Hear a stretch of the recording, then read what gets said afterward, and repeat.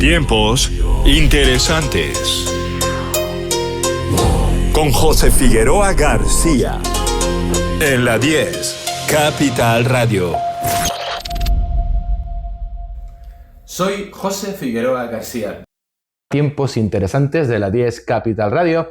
Y hoy tengo conmigo a alguien muy interesante. Alguien de quien me he leído, si no todos, la mayoría de sus libros. Enrique Ramos, bienvenido. Hola, José, muchas gracias por invitarme. Es un placer, Enrique. Estoy experimentando tu curso de ampliación de la conciencia utilizando la tecnología Gemisync y estoy asombrado. Estoy teniendo experiencias que no me esperaba y la verdad es que te estoy muy, muy agradecido. Explícale a la gente en qué consiste la tecnología Gemisync, de dónde viene y qué es lo que permite, porque es que es un mundo fascinante. Pues mira, la tecnología Gemisync es una tecnología patentada por un instituto de Estados Unidos que se llama Instituto Monroe, que fue fundado por Robert Monroe, que es uno de los referentes mundiales en el estudio de la experiencia extracorporal. De hecho, fue un pionero que empezó a escribir libros sobre sus propias experiencias, ¿no? Lo que llamamos ahora sueño lúcido, viaje astral, experiencia extracorporal, ¿no? Entonces, este señor que tenía pocas afiliaciones religiosas o filosóficas, simplemente era un señor normal que estaba interesado por el tema del sonido, empezó a investigar sobre sí mismo con una serie de audios que le acabaron produciendo, por resumir, lo que llamamos ahora una experiencia extracorporal, ¿no? Él, fascinado por esto, hablamos del siglo pasado, años 60 del siglo pasado, fascinado por esto empezó a desarrollar esos audios que había utilizado de una manera un poco así esporádica y los empezó a desarrollar gracias a unos amigos que tenía, un físico y también un médico, y empezó a hacer investigaciones sobre el sonido, cómo influía el sonido en los estados de conciencia. Y acabó desarrollando una tecnología que es muy usada en todo el mundo, que se llama Gemisync, que trabaja con tonos binaurales, pero no tonos binaurales como ahora los concebimos, que hay gente que hace en YouTube un tono binaural. No, esto es mucho más complejo, ¿no? Ahí hay un desarrollo de 50 años en laboratorio, han investigado, trabajan con la Universidad de Virginia de Estados Unidos, la Universidad de Psicología, y han desarrollado una tecnología muy potente hace muchos años que se utiliza para entrar en estados profundos de conciencia. Yo siempre digo que es como un acelerador. Es lo que podemos conseguir con medios tradicionales, pero mucho más rápido. Y esto no es incompatible con la espiritualidad. Simplemente es una herramienta, ¿no? Como hablábamos en el taller, ¿no? Creo que fue ayer o esta mañana, el tambor, los tambores es una tecnología primitiva. En su día, cuando alguien inventó el tambor para entrar en estados de conciencia, se consideró una tecnología novedosa. Ahora tenemos esto y es probablemente lo mejor que existe ahora mismo en el mundo para entrar en estados de conciencia rápidamente y entrenarte, porque lo importante es que la tecnología hace que puedas entrenarte, o sea, que puedas aprender a entrar en los estados a voluntad sin necesidad de la tecnología, ¿no? Y como digo, lleva a esos estados de conciencia profundos que son naturales, nuestros, del ser humano, y que te permiten hacer cosas desde muy cotidianas, como mejorar tu vida, tener una vida más plena, o la exploración de la conciencia, la exploración de otras realidades, ¿no? Es que a mí lo que me parece fascinante es que este es un mundo que lleva muchísimo tiempo dentro de lo que llamaríamos la historia moderna, porque claro, en las religiones, o sobre todo en las orientales, en el budismo, el taoísmo, el hinduismo, tradiciones esotéricas, se habla mucho de estas cosas, en el chamanismo, pero es que a día de hoy, durante los últimos 50 años, en un país bastante conocido por estar, en general, muy adelantado, los Estados Unidos, tienes a un instituto privado que acaba trabajando, cediendo su tecnología nada más y nada menos que al ejército de los Estados Unidos, que más serio que eso no hay, y si invierten en esto es porque funciona y porque tiene resultados y porque, bueno, el famoso proyecto Stargate, que eso es de película, porque no hay otra palabra cuando te pones a leerlo, o sea, es de película, que además eso estoy seguro de que sigue bajo otro nombre y de otra manera, y que no solamente están los americanos, están los rusos, están los chinos. Eso, por un lado, que son las aplicaciones, vamos a llamarlas militares, de inteligencia, cosas muy serias, y luego en el otro extremo tenemos a monjes budistas tibetanos que han descubierto que es una manera súper rápida de entrar en estados de conciencia que igual tardaban antes 20 años en un monasterio. Eso es. Sí, hay que dejar claro que Instituto Monroe es una fundación, ¿vale? como has dicho que es una organización privada, sí, pero es fundación, es decir, se dedica a la investigación. Entonces, Robert Monroe, cuando creó la tecnología y se dio cuenta del potencial que tenía, empezó a recibir a muchísima gente, ¿no? Había muchísima gente que venía al instituto y él se quedaba con la gente más sesuda, ¿no? La gente que le podía aportar cosas para desarrollar aún más, ¿no? Todo esto, ¿no? Pero Monroe, la intención de Robert Monroe era que la tecnología se utilizase por parte de personas anónimas para mejorar su vida, para desarrollar sus capacidades extrasensoriales, para trabajar la parte emocional, para un montón de cosas. Lo que pasa es que en ese momento, claro, llamó la atención del ejército en los años 70 del siglo pasado y ellos le medio obligaron a que trabajara durante 3 años para ellos, bueno, más que trabajar para ellos, que permitiera que los militares entraran en el instituto un día a la semana o unos días a la semana. En autobús venían. Venían los viernes durante 3 años y ahí se bajan y no solamente fueron los del programa Stargate División Remota, sino que había un general que llevaba en ese momento toda la división que obligaba, entre comillas, a casi todos los de su división a que fueran a hacer los cursos con Monroe porque eran muy buenos para la estabilidad mental, para la paz interior y tal de sus militares, ¿no? O sea, no solamente trabajaban los de división remota, sino también otros militares. Pero como digo, claro, los militares se dieron cuenta de la potencialidad que tenía y vieron los resultados tan increíbles que tenía la tecnología y que tú has estado comprobando, Sí, ¿no? sí. De hecho, acabamos de hacer una especie de práctica de visión remota y ha sido espectacular. Y yo me he ido a la casa de alguien y he visto lo que tiene encima de una balda en la pared. Correcto. O sea, esto es decir, que no tienes que ser... O sea, la tecnología trabaja para cualquier persona y te permite, si ya tienes una capacidad, te la potencia y si no la tienes, te la desarrolla, ¿no? Y es lo que estamos viendo pues este fin de semana, ¿no? Haciendo ese trabajo. Sí, aparte, una cosa que yo he oído del proyecto Stargate es que muchas personas que entraron en este programa como militares y que no tenían, digamos, ningún concepto espiritual ni nada así, además iban pues con la idea, voy a servir a mi país y, digamos, vamos a llamarlo un fin bélico-político, luego resulta que acabaron siendo gente muy espiritual. Totalmente. Un tema que no hemos hablado, pero es cierto. O sea, los visionarios remotos, cuando hablas con ellos, que ya están vivos la gran mayoría, o lees sus biografías, que muchos han escrito su biografía, te cuentan que si se llevan algo del programa Stargate, que era un programa, como dices tú, militar, político y tal, lo que se llevan es que sufrieron una transformación espiritual. Pero es que no hay otro remedio, porque cuando uno trabaja con sus capacidades no ordinarias, lo que está haciendo es dar razones a la razón, a la redundancia, diciéndole que hay otros mundos, hay otras realidades. Entonces, cuando tú le demuestras a tu razón que existe algo más que el mundo físico, tu razón empieza a colaborar y entonces te conviertes en una persona espiritual. No hay otra solución. O sea, no puedes, una vez que atestiguas que hay algo más que un mundo físico, tu vida tiene que cambiar. Es que aparte, al fin y al cabo, están incrementando su nivel de conciencia, puro y duro, que es lo que a mí me parece fascinante. Es tecnología puesta al servicio del desarrollo humano y espiritual. Y un tema que a mí me parece fascinante es... Nosotros vivimos en un mundo muy materialista donde las religiones han perdido muchísimo fuelle, donde hay muchísima gente que no cree en nada, que dice yo me levanto por la mañana, como, bebo, voy a dar y ya está. Y resulta que a través de la tecnología te das cuenta de que vives no ya en el universo, en el multiverso, con todo lo que eso representa y que te abre a abrir puertas que claro, es que es muy fuerte. Estamos hablando de la conexión con la divinidad, con el universo y a través de esto, de la tecnología. Esto es algo muy importante en los tiempos que corremos, en el que vivimos una sequía espiritual en Occidente importante. Claro, porque es que al final no te puedes quedar en la teoría. Es decir, no hay desarrollo espiritual si no te mojas, si no bajas al barro, si no practicas. Entonces, claro, la mayoría de las personas, no la mayoría, mucha gente se queda en la parte teórica de la espiritualidad. Sabe mucho, ha leído mucho y cree que hace mucho, pero realmente no, tienes que sentir los estados de conciencia, tienes que vivirlos, tienes que viajar con la conciencia. Y la tecnología es maravillosa porque permite que tengas una herramienta que te convierte en tu propio guía. Entonces, tú eres el explorador, no es el gurú de turno que te dice cómo es la realidad que hay, sino tú eres quien lo descubre y eso es lo valioso. El gurú de turno, y ahora vamos a meternos en temas peculiares, o la planta de turno.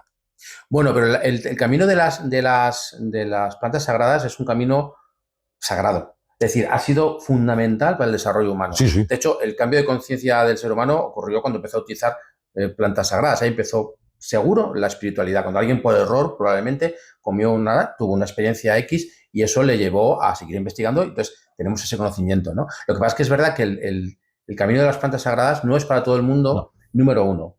No es para todo el mundo, no le funciona a todo el mundo bien, y segundo, es muy delicado trabajar en este asunto si no tienes un auténtico maestro a tu lado. Y ahora mismo hay mucha gente que trabaja con plantas sagradas con muy poca experiencia y está enseñando a otros. Cuando, como digo, es un camino que se ha hecho desde el principio de los tiempos, pero siempre por parte de grandes chamanes, personas que han crecido en el lugar, que tienen los conceptos muy claros y que tienen mucha experiencia. Y desafortunadamente se está banalizando el camino de las plantas sagradas con personas que no tienen esa experiencia.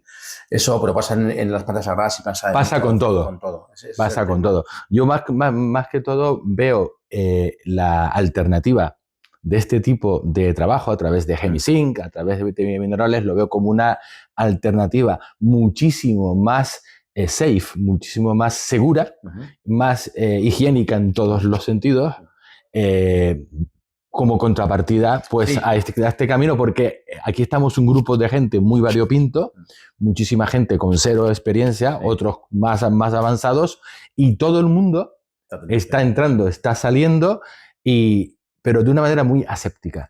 Y esto me parece genial. Sí, el camino de las plantas sagradas tiene tiene sus temas. ¿no? Tiene sus temas, porque tienes que pasar en algunas plantas, unas sí, otras no, tienes que pasar por periodos de purga y cosas así, que mucha gente no está dispuesta a pasar por ello, ¿no? El camino de la tecnología de Instituto Monroe es un camino, como dices tú, muy aséptico, muy seguro, está siempre en control, puedes alcanzar estadios, ya has visto, iguales que puedes alcanzar con las plantas sagradas, pero la diferencia es que aquí estás más en control de la experiencia, porque tú decides qué haces, dónde vas y... Ahí está. Esa es la ventaja que más... Claro, tú decides lo que quieres hacer, ¿no? Hay que saber, hay que entrenar, es decir, todo el mundo siente cuando la utiliza, pero ahí para eso la gente hace un taller, ¿no? Porque quiere saber cómo dirigir esa experiencia hacia el lugar que quiere ir. Y luego hay un tema, volviendo a las aplicaciones de tipo político, militar, inteligencia, los programas siguen en todo el mundo, del tipo Stargate, los rusos, de hecho he investigado un poquito el tema hay unidades en la guerra de Ucrania que están localizando submarinos de la OTAN a través de visión remota, a saber lo que están.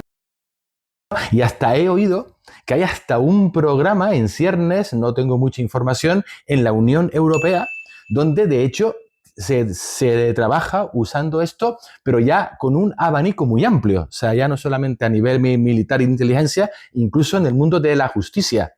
Sí, es que la visión remota no solo se ha utilizado para programas militares, también se ha utilizado en colaboración con la policía y la fuerza de seguridad. En Estados Unidos se ha hecho, se sigue haciendo, buscar personas desaparecidas, resolver crímenes, cosas así, ¿no? Hay una mujer que se llama Pam Coronado, si tus seguidores quieren investigarla, tiene muchísimos vídeos. La investigaré. Pam Coronado es una de las más famosas visionadoras remotas que se ha dedicado casi exclusivamente a trabajar con la policía.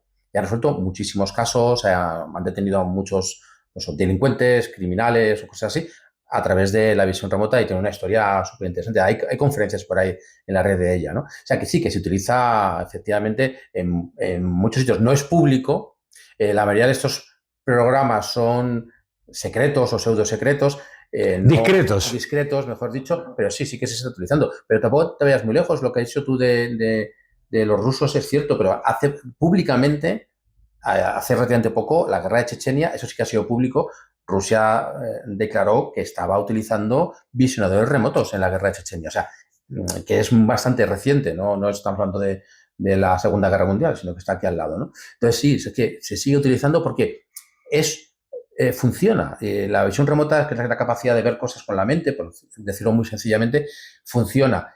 Pero no creemos que es la única fuente de informaciones. Y cuando alguien lo utiliza, me refiero, los militares o la policía, no solamente se coge un visionador remoto y lo que dice el visionador remoto va a misa, no, porque al ser humanos, somos falibles, tenemos errores, hay días que nos levantamos peor, más cansados, entonces puedes fallar. La visión remota no tiene un 100%, nadie tiene un 100% en sus capacidades psíquicas. Entonces, ellos se apoyan en la visión remota, pero tienen otras vías de información, como los espías tradicionales, como los satélites, como un montón de cosas. Entonces, usan la visión remota más bien como corroboración de otras informaciones, ¿no? Dicen, bueno, si los satélites dicen esto, si los espías civiles normales dicen esto y el visionador remoto dice esto y coincide, es que estamos en lo cierto, ¿no? Claro. O sea, tienen... Es como otra vía de información más. Tal cual. Aparte, una cosa que a mí me parece muy interesante, porque he estado investigando este mundillo, es que tienes los equipos, vamos a llamarlos, de inteligencia psíquica, y luego tienes equipos de contrainteligencia psíquica. Claro, sí. De hecho, fue un tema que preocupó bastante en el periodo, o sea, en el programa Stargate. En esa época le preocupó a los dos bandos, ¿no? A los soviéticos y a los estadounidenses, les preocupaba querían descubrir si había alguna manera de bloquear la visión remota, ¿no? Esa capacidad de ver del enemigo, la información, bueno, de seguridad, sensible de seguridad, y no encontraron ninguna. O sea, de hecho, hicieron pruebas con papel albal, fíjate, esa papel plata. De ahí viene el famoso gorrito. Sí, eso viene de ahí. ¿Viene de ahí? Viene de ahí, de la película famosa Señales, lo que se llamaba, sí. ¿no?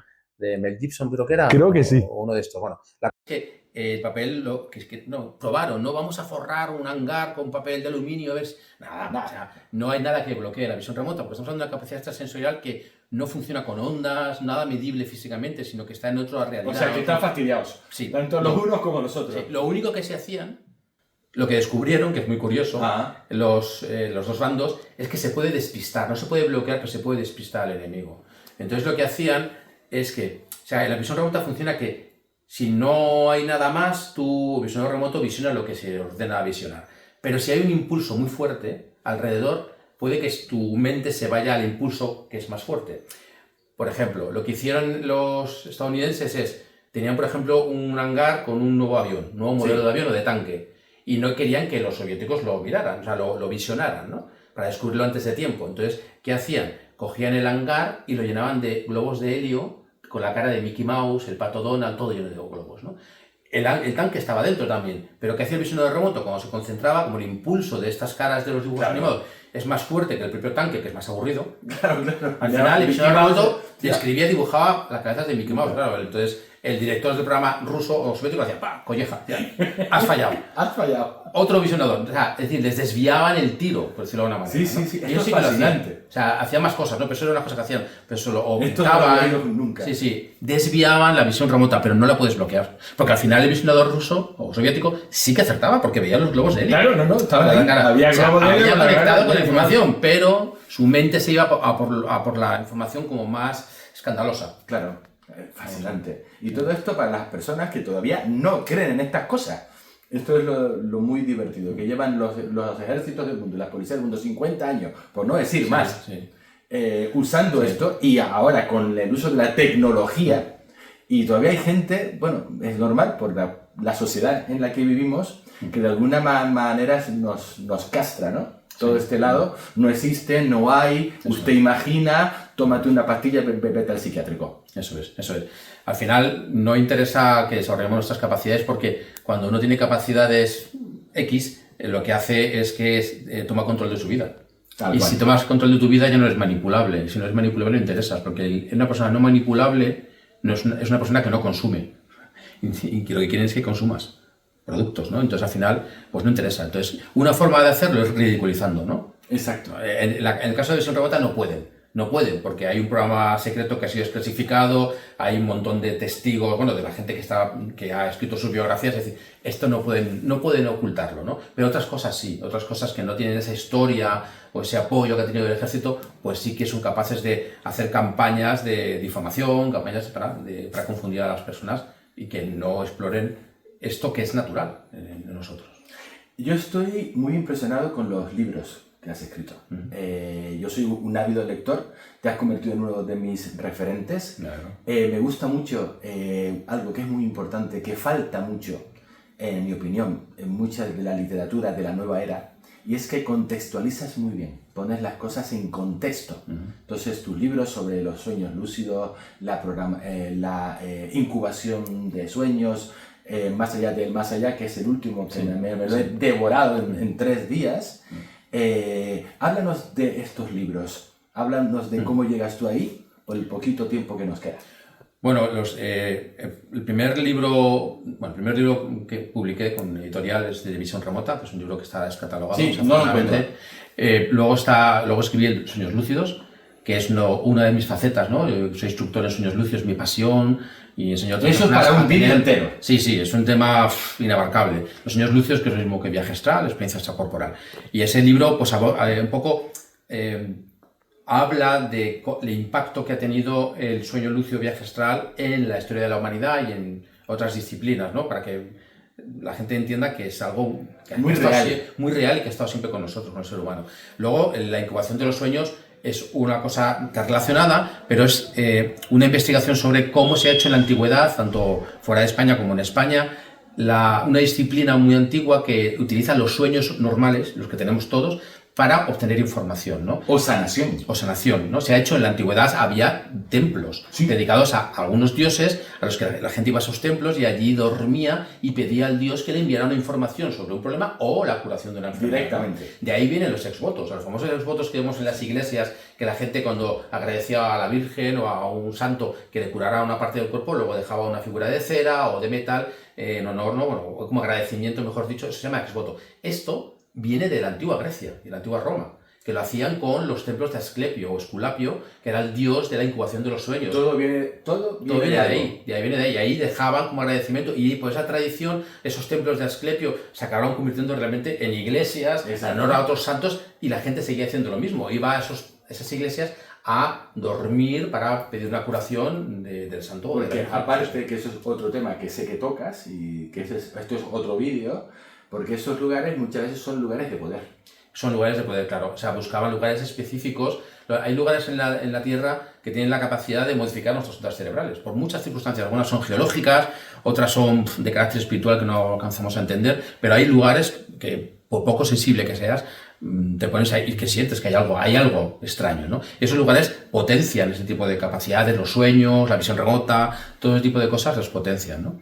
Y el último libro publicado con editorial es el del Más allá del más allá, que es un libro diferente sobre el más allá, diferente de lo que se escribe, sobre visiones diferentes de lo que nos puede esperar en el otro mundo cuando moramos.